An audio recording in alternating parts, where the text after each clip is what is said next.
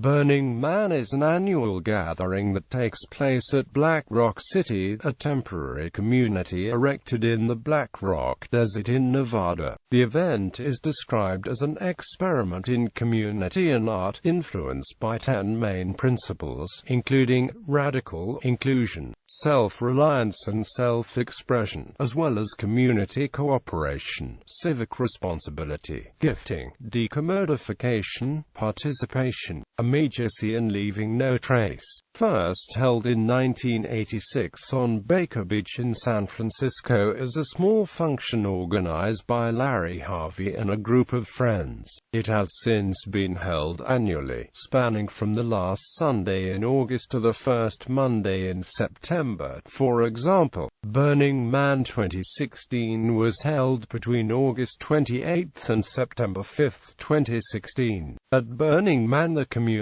explores various forms of artistic self-expression, created in celebration for the pleasure of all participants. Participation is a key precept for the community. Selfless giving of one's unique talents for the enjoyment of all is encouraged and actively reinforced. Some of these generous outpourings of creativity can include experimental and interactive sculpture, building, performance, and art cars, among other mediums, often inspired by the yearly theme chosen by organizers. The event takes its name from its culmination, the symbolic ritual burning of a large wooden effigy that traditionally occurs on the Saturday evening of the event. Burning Man is organized by the Burning Man Project, a non-profit organization that, in 2014, succeeded a for-profit limited liability company that was formed in 1997 to represent the event's organizers, and is now considered a subsidiary of the non-profit organization.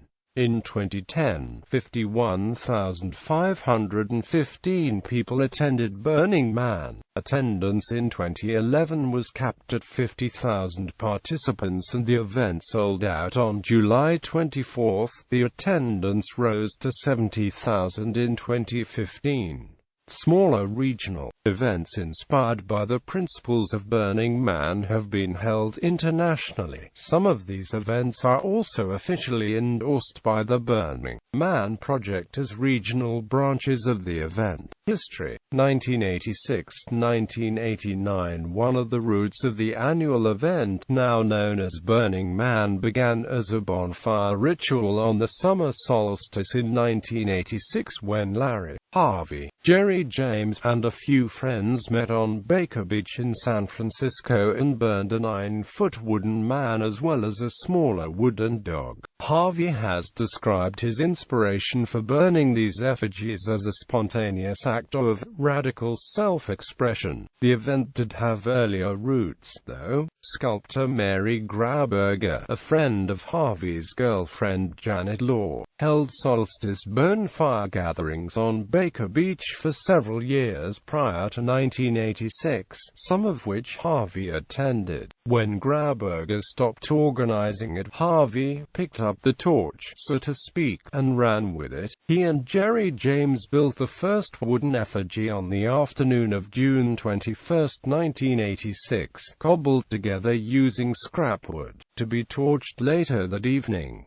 In 1987, the effigy grew to almost 15 feet tall, and by 1988, it had grown to around 40 feet. By 1988, Larry Harvey formally named the summer solstice ritual Burning Man, by titling flyers for the happening as such to ward off mistaken references, such as Wicker Man. Harvey has stated that he had not seen the 1973 cult film The Wicker Man until many years after, and that it did not inspire the action. In 1990, a separate event was planned by Kevin Evans and John Law on the remote and largely unknown dry lake known as Black Rock Desert, about 110 miles north of Reno, Nevada. Evans conceived it as a Dadaist temporary autonomous zone with sculpture to be burned and situationist performance art. He asked John Law, who also had experience on the dry lake and was a defining founder of Cacophony Society, to take on central organizing functions. In the Cacophony Society's newsletter, it was announced his zone number 4, a bad day at Black Rock. Meanwhile, the beach burn was interrupted by the park police for not having a permit, after striking a deal to raise the man but not to burn it. Event organizers disassembled the effigy and returned it to the vacant lot where it had been built. Shortly thereafter, the legs and torso of the man were chainsawed and the pieces removed when the lot was unexpectedly leased as a parking lot. The effigy was reconstructed, led by Dan Miller, Harvey's then housemate of many years, just in time to take it to zone trip number 4. Michael McKell, another active cacophonist, realized that a group unfamiliar with the environment of the dry lake would be helped by knowledgeable persons to ensure they did not get lost in the deep dry lake and risk dehydration and death. He took the name Danger Ranger and created the Black Rock Rangers. Thus the seed of Black Rock City was germinated, as a fellowship organized by Law and Mikkel, based on Evans's idea, along with Harvey and James' symbolic man, drawing on experience in the sign business and with light sculpture. John Law prepared custom neon tubes for the man in 1991 so it could be seen as a beacon at night.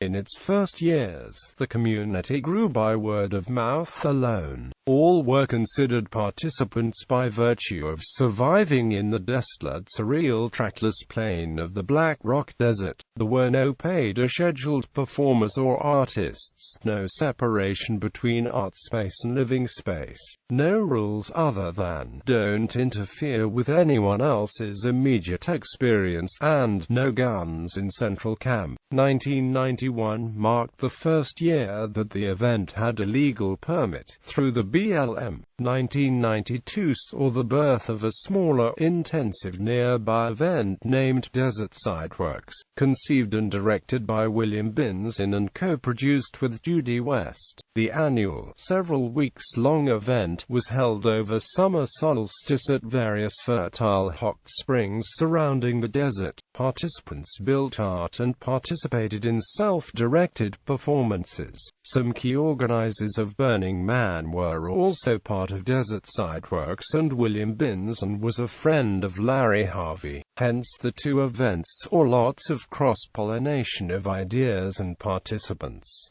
The Desert Sideworks project ran for 3 years. 1996 was the first year a formal partnership was created to earn the name Burning Man, and was also the last year that the event was held in the middle of the Black Rock Desert with no fence around it. Before the event opened to the public in 1996, a festival worker named Michael Fury was killed in a motorcycle crash while riding from Nevada to the Burning Man camp in the Black Rock Desert. Harvey insisted that the death had not occurred at Burning Man, since the gates were not yet open. Another couple was run over in the tent by an art car driving to Rave Camp, which was at the time distant from the main camp. After the 1996 event, co-founder and partner John Law broke with Burning Man and publicly said the event should not continue. 1997 to present 1997 marked another major pivotal year for the event. By 1996, the event had grown to 8,000 attendees and unrestricted driving on the open playa was becoming a major safety hazard. To implement a ban on driving and recreate the event as a pedestrian, bicycle, art car only event, it was decided to move to private gated property, Fly Ranch, with the adjoining Wallapai mini dry lake bed, just west of the Black Rock Desert, was chosen. This moved Burning Man from Pershing County, federal BLM land, into the jurisdiction of Washoe County, which brought a protracted list of permit requirements. To comply with the new requirements and to manage the increased liability load, the organizers formed Black Rock City, LLC. While Roger Peterson and Flynn Mouth created the Department of Public Works to build the city grid layout designed by Rod Garrett, an architect. Rod continued as the city designer through 2011 until his death at 76.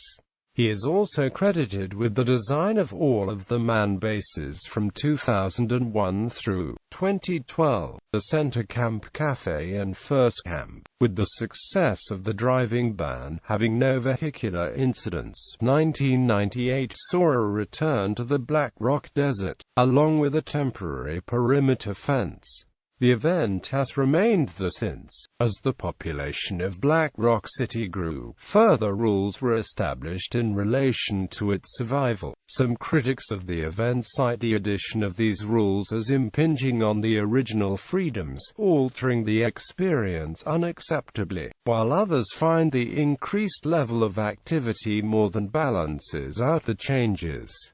A grid street structure, a speed limit of 5 miles per hour, a ban on driving except for approved mutant vehicles and service vehicles, safety standards on mutant vehicles, burning your own art must be done on an approved burn platform, a ban on fireworks, a ban on dogs.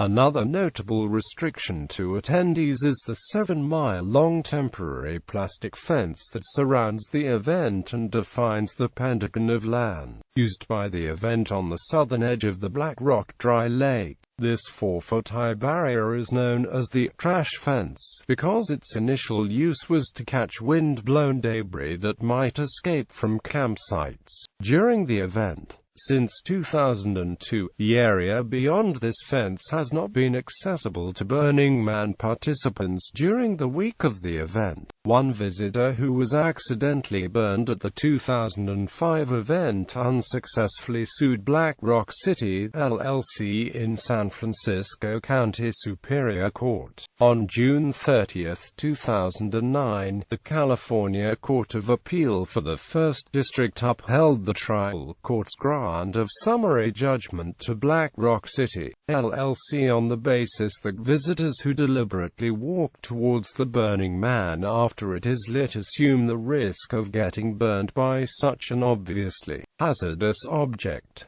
Transition to a non-profit organization. In April 2011, Larry Harvey announced that the LLC was beginning a 3-year process to transfer ownership and control of the event over to a new non-profit organization called the Burning Man Project. The move towards becoming a non-profit organization was the result of bitter infighting between members of the board. At one point it looked like all of the board members were going to hire lawyers. Corporate appraisers were brought in to determine how much the company was worth, which Larry Harvey found abhorrent and against all of the values that Burning Man stood for. An earlier agreement stated that each member of the LLC would only receive sole compensation for many years of service, a golden parachute of $20,000. But the members now agreed to an arrangement whereby each member of the LLC would receive an undisclosed sum prior to the transfer of their ownership rights to the Burning Man Project. Marion Goodell, board member and head of communication, addressed concerns about the lack of transparency with this statement. When you're in the middle of a storm, if you're going to explain all of how you got there and how you're going to get out, it often sets more panic among the survivors than if you just sailed the boat out of the darkness. It was announced in March 2014 via the official Burning Man blog that the non-profit transition was complete. Under the new non-profit structure, Black Rock City LLC, the long-time for-profit responsible for the event, would be a subsidiary of the non-profit Burning Man Project. Although unmentioned in the initial announcement, the terms and conditions for ticket buyers was changed to reflect an alteration in the structure of the business. Under the new terms, it was made known that a new LLC was created, Decommodification LLC. Decommodification LLC, in the new non-profit business structure, owns all of the intellectual property associated with the Burning Man brand, including ownership over logos and trademarks. It will be responsible for enforcement. The non-profit Burning Man project licenses usage of all intellectual property associated with Burning Man from Decommodification LLC. After questions were raised by the community about this new LLC within the comment section on the original non-profit announcement, Larry Harvey confirmed that he and the other founders were the sole owners of this new LLC. Timeline of the event. The statistics below illustrate the growth in attendance of the Burning Man event, from a few handfuls of people to more than 70,000 in 2015, as well as other facts and figures. Burning Man 2006 was covered extensively for television for the first time by subscription television channel Current TV, which handed out cameras to participants and broadcast daily updates via satellite from the dry lake. TV-free Burning Man also provided TV viewers an hour-long live feed of the burn and was shown without commercial sponsorship. TV-free returned in 2007 and 2008. The 2007 coverage was nominated for a News Emmy Award. The height of the Burning Man itself has remained close to 40 feet tall since 1989. Changes in the height and structure of the base account for the differing heights of the overall structure's principles. Because of the variety of goals fostered by participatory attendees, known as burners, Burning Man does not have a single focus. Features of the event are subject to the participants and include community, artwork, absurdity, decommodification, and revelry. Participation is encouraged. The Burning Man event and its affiliated communities are guided by 10 principles that are meant to evoke the cultural ethos that has emerged from the event. They were originally written by Larry Harvey in 2004 as guidelines for regional organizing, then later became a universal criterion of the general culture of the multifaceted movement. They are: radical inclusion, gifting, decommodification, radical self-reliance, radical self-expression, communal effort, civic responsibility, leaving no trace, participation, immediacy. The descriptions in quotes are the actual text. Radical inclusion. Anyone may be a part of Burning Man. We welcome and respect the stranger. No prerequisites exist for participation in our community. Quote. This was written with a broad stroke for general organizing, meaning anyone is welcome to the Burning Man culture. Prerequisites for the Burning Man event are participants expected to provide for their own basic needs, follow the guidelines stated in the annually updated event survival guide, and purchase a ticket to get in. Gifting. Burning Man is devoted to acts of gift-giving. The value of a gift is unconditional. Gifting does not contemplate a return or an exchange for something of equal value. Instead of cash, participants at the Burning Man event in the Black Rock Desert are encouraged to rely on a gift economy, a sort of potlatch. In the earliest days of the event, an underground barter economy also existed, in which burners exchanged favors with each other. While this was originally supported by the Burning Man organization, this is now largely discouraged. Instead, burners are encouraged to give gifts to one another unconditionally. Decommodification. In order to preserve the spirit of gifting, our community seeks to create social environments that are unmediated by commercial sponsorships, transactions, or advertising. We stand ready to protect our culture from such exploitation. We resist the substitution of consumption for participatory experience. No cash transactions are permitted between attendees of the Burning Man event in the Black Rock Desert. Cash can be used for a select few charity, fuel, and sanitation vendors as follows: cafe beverages such as coffee, chai, lemonade, etc., which are sold at Center Camp Cafe, operated by the organizers of the event. Ice salees benefit the local Gerlach Empire school system. Tickets for the shuttle bus to the nearest Nevada communities of Gerlach and Empire, which is operated by a contractor not participating in the event. Green Tortoise. A re-entry wristband, which allows a person to leave and re-enter the event and may be purchased at the gate upon exit. An airport use fee, payable at the airport upon first entry. Diesel and biodiesel sold by third-party contractors. RV dump service and camp grey water disposal service. Private portable toilets and servicing, which can be arranged with the official contractor.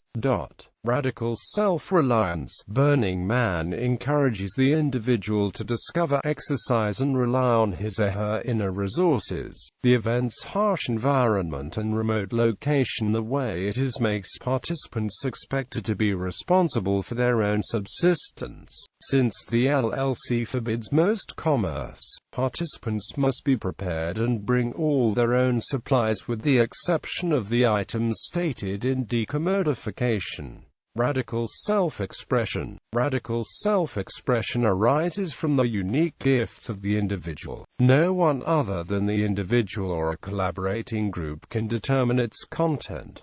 It is offered as a gift to others. In this spirit, the giver should respect the rights and liberties of the recipient. Participants at the Burning Man event in the Black Rock Desert are encouraged to express themselves in a number of ways through various art forms and projects. The event is clothing optional and public nudity is common, though not practiced by the majority.